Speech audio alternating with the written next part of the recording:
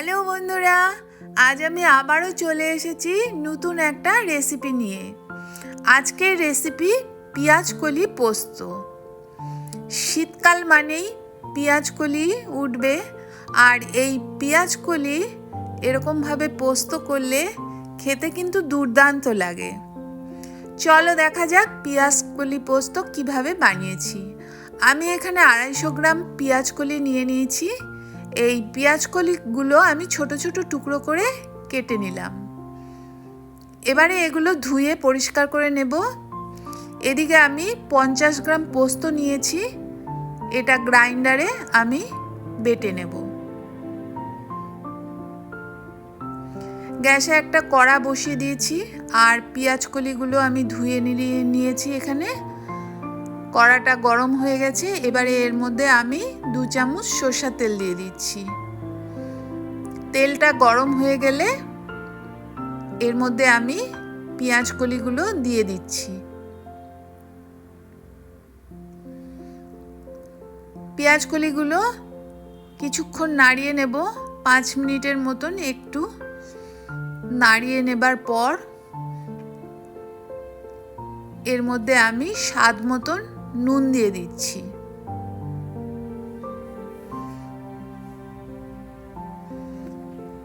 আর ছোট্ট চামচের 1 চামচ হলুদ দিয়ে দিচ্ছি।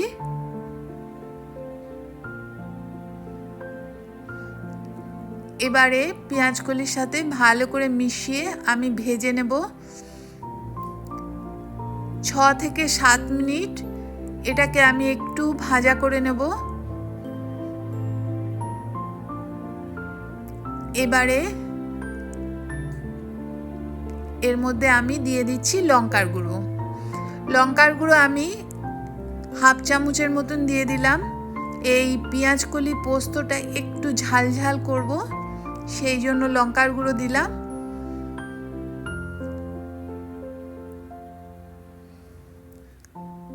লঙ্কার গুঁড়ো দেবার পর আরও 2 থেকে 3 মিনিট আমি একটু ভেজে নিলাম। এবারে আমি এর মধ্যে দিয়ে দিচ্ছি বেটে রাখা পোস্তটা।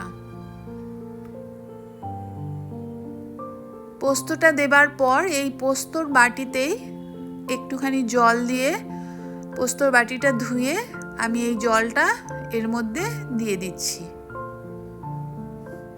এর মধ্যে বেশি জলের কোনো দরকার নেই, এটা একটু মাখামাখাই হবে,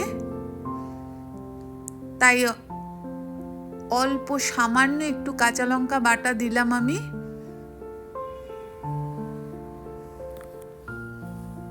এবারে ভালো করে মিশিয়ে নিচ্ছি। মিশিয়ে নিয়ে খানিকক্ষণ নাড়িয়ে নিয়ে এর মধ্যে আমি কাঁচা সরষের তেল 1 চামচ দিয়ে দিচ্ছি।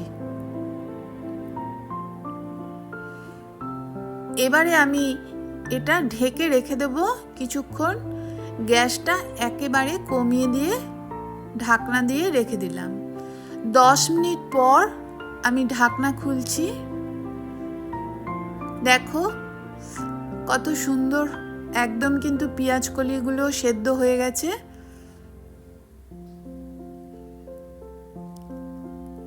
আমি গ্যাসটা এখন বাড়িয়ে দিচ্ছি। বাড়িয়ে দিয়ে কিছুক্ষণ নাড়িয়ে নেব, কেননা একটুখানি জল জল রয়েছে। আমি জলটাকে পুরোটাই শুকিয়ে নেব। এবার গ্যাসটা বাড়িয়ে খানিকক্ষণ নাড়িয়ে নিয়ে এর মধ্যে আমি সামান্য পরিমাণে চিনি দিয়ে দিচ্ছি, 1/2 চামচেরও কম। চিনিটা অপশনাল, না চাইলে চিনি দেবার দরকার নেই। পোস্ততে সামান্য একটু মিষ্টি দিলে খেতে ভীষণ ভালো লাগে। দেখো আরও 2-3 মিনিট নাড়িয়ে নেবার পর জলটা শুকিয়ে গেছে, একদম মাখা মাখা হয়ে গেছে। এটা কিন্তু একদম রেডি। কত সুন্দর হয়েছে দেখো। এবারে গ্যাস বন্ধ করে দিচ্ছি। এটা আমি নামিয়ে নিচ্ছি।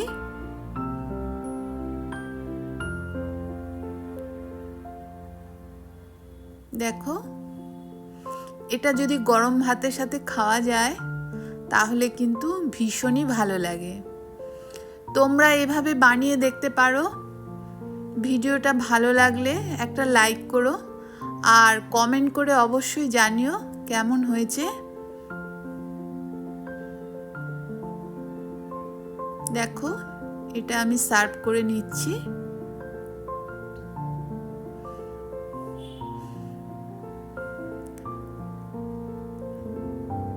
চলো আজকের মতন এই অবধি। আবার দেখা হবে অন্য কোনো রেসিপিতে তোমাদের সাথে। তোমরা সকলে ভালো থেকো, সুস্থ থেকো। ভিডিওটা সম্পূর্ণ দেখার জন্য তোমাদেরকে অনেক ধন্যবাদ।